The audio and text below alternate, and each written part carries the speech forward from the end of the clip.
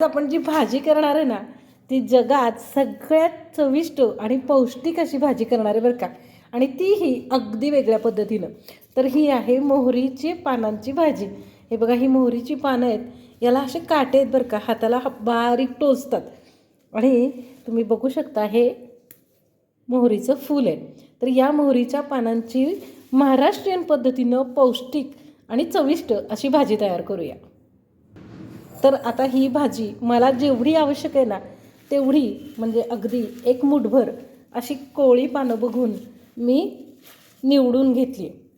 मगाशी तुम्हाला दाखवलेली भाजी जी होती ना, ती देठासहित मातीसहित होती. तर आता ही फक्त निवडून घेतली.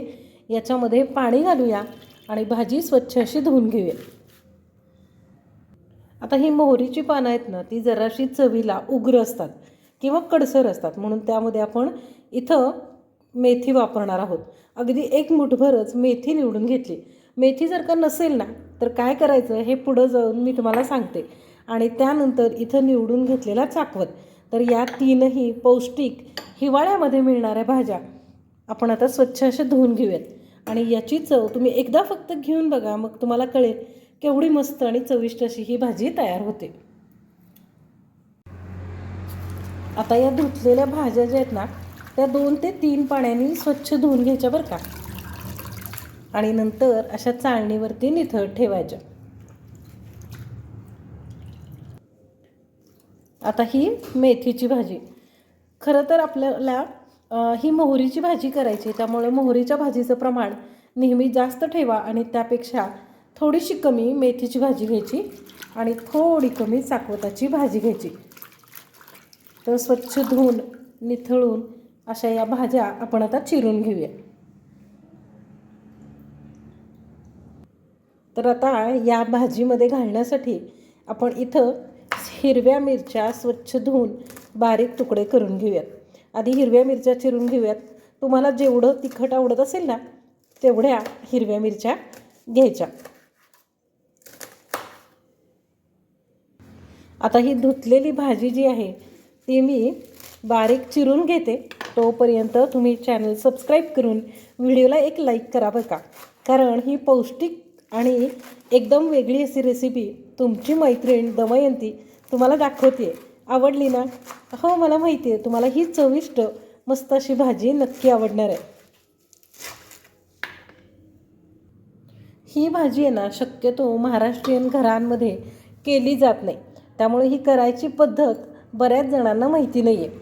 तर आता तुम्हाला मी मगाशी जसं म्हटलं होतं की नाही, की जर का तुमच्याकडं मेथीची भाजी नसेल तर तुम्ही काय घालू शकता. तर इथं आपल्याला त्याऐवजी कसुरी मेथीचा वापर केला तरी चालतो बरं का.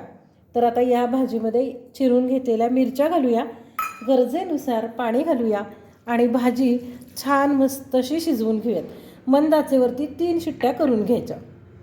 आता ही कुकरमध्ये शिजलेली भाजी बघा, मस्त अशी शिजलेली आहे. आता ना, ही थोडीशी जाड पानांची असल्यामुळं आपल्याला ती हटून घ्यायची. एकसारखी छान हटून घेऊया.